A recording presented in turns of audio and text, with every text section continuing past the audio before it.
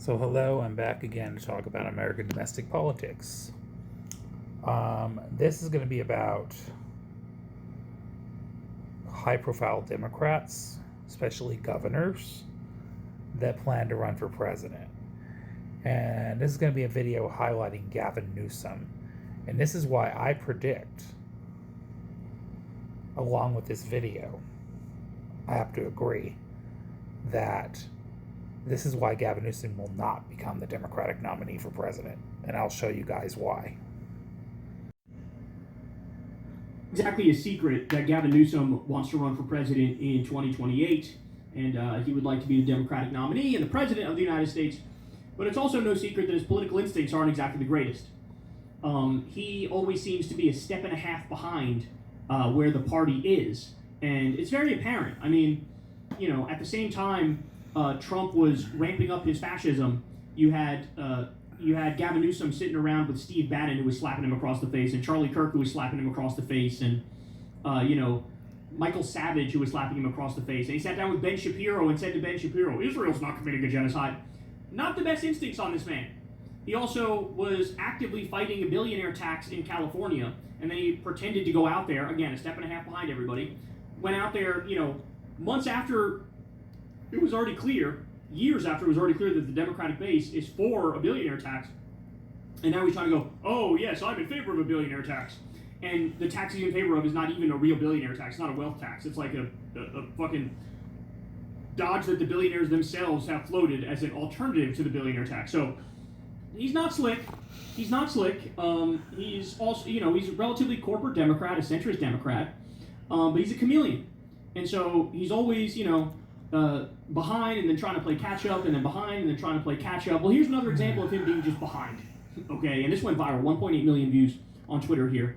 But he's asked about Israel and whether or not they're an apartheid state, and his answer is abysmal. Here we go. No, there's been some headlines. I just want to clear this up. Yes or no? Do you consider Israel an apartheid state? I said that was directional as it relates to what Freeman was arguing about the West and the annexation of the West Bank. So no, but in the context of his pursuit in the hard and the far right, I align with that concern and that thinking that was expressed very pointedly by Tom Freeman. Yeah. So you think they're potentially on the path to becoming a apartheid state if they continue? My biggest concern, my red flag, is Bibi Netanyahu. Period. Full stop. Mm-hmm.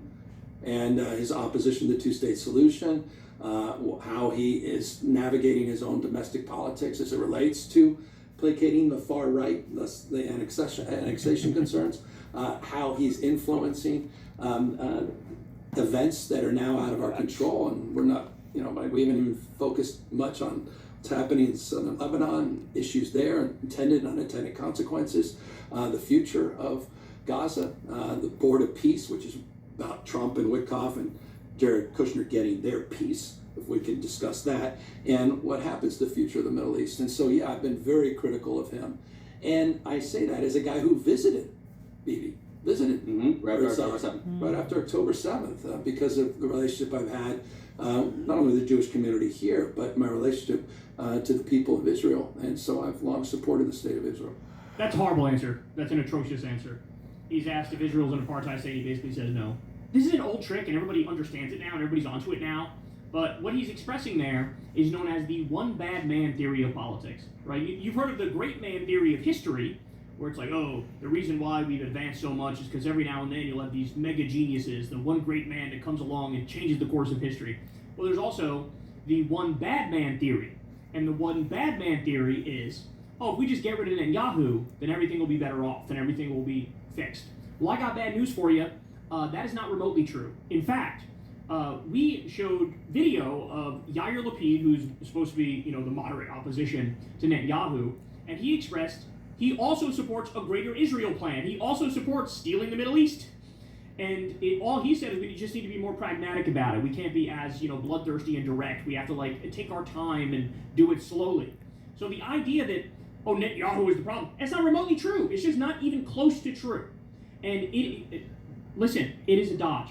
Because the goal here is, oh, Netanyahu's out, right? I mean, he's old. He's not even going to live that much longer. But the idea is like, oh, once he's out, okay, then let's give Israel all the money. Let's give Israel all the weapons. Let's build new alliances and aid them in their greater Israel project.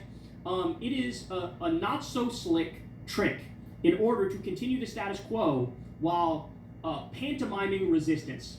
But you know what? I think people have learned now that this is weak sauce, that this is actual bullshit, that this is one of the dumbest positions you could take.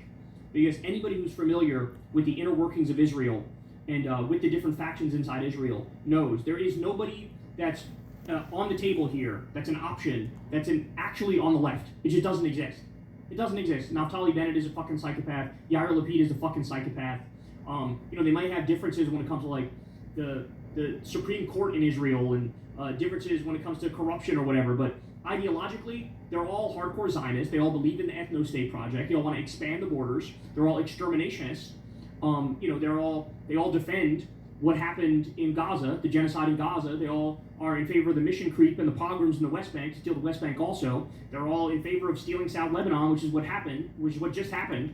And so it's just bullshit. So why is he doing this? Well, number one, Gavin Newsom, as I said, he's always slow. He's always like a step and a half or 2 steps behind where the actual party base is. That's point number one. Point number two is he's advertising here, hey, when I run for president, you guys will give me Zionist lobby money, right? You'll give me Israel lobby money, right? That's what he's advertising here. Because he knows there's a lot of fucking money in this, okay? Look at the race in Michigan right now. Haley Stevens versus Abdul El Sayed. Haley Stevens, she was losing by double digits for a very long time. Now, all of a sudden, she surged in some recent polls. She's in the lead. Well, why is that? Because she's getting a tremendous amount, tens of millions of dollars from the Israel lobby, okay? But also running these fake mailers that make it look like Obama endorsed her when Obama didn't endorse her, and that's getting her a lot of support among non-college educated Democrats and many black Democrats. Right? So she's basically just lying and functionally getting away with it. And all of that is financed by the Israel lobby, who will stop at nothing to take down Abdul, because Abdul is anti-genocide. Abdul is actually going to cut off the money and the weapons to Israel. And so, when you look around, you realize very quickly there have been instances of us defeating the Israel lobby, no doubt about it, but then there's many instances where they still have a lot of money, they still have a lot of power, they can flex that muscle and let everybody know, hey, you can't fuck with us, right? And that's what we're witnessing here. Now Haley Stevens is leading because of that money. So I think, this operator is trying to split the difference.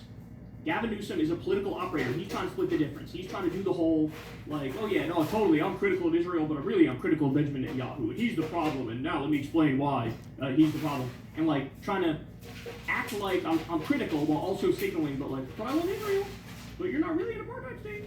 And that leaves the door open for Zionist lobby money, Israel lobby money, when he actually runs for president.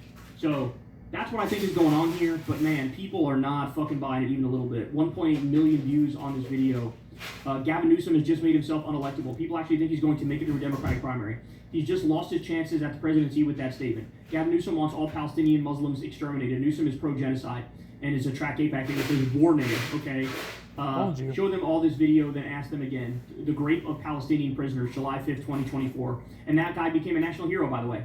The one who did the Grape became a national hero. The DNC will die again if they back Newsom. We Californians know what a snake in the grass he really is. Done. There's zero tolerance for any type of support for the genocidal and nuclear Israeli entity. Instant disqualifier. It goes on, man. The overwhelming majority of these comments are absolutely negative. So he fucking asked for it. I told you guys that my main fear going into 2028 is that you'll have very centrist Democrats sort of pretend that they're us effectively. And since they have a lead in name recognition against other candidates, that might be enough to get them across the finish line. Well, I don't know. It's looking more and more like Gavin Newsom is not politically savvy enough to catch up to the times. And so he might end up disqualifying himself because of that. But, Kamala, for example, is sort of pretending to be us now and getting ahead of the times. And every poll now shows she's winning. So I believe my fear still stands, but as it pertains to Newsom, perhaps that is not the case. Kamala, I feel like, as a centrist, is pantomiming being us. Newsom is trying but failing. Never mind others who are going to do the same thing. But that's where we're at. If they don't start sounding like us, then there's no hope for them.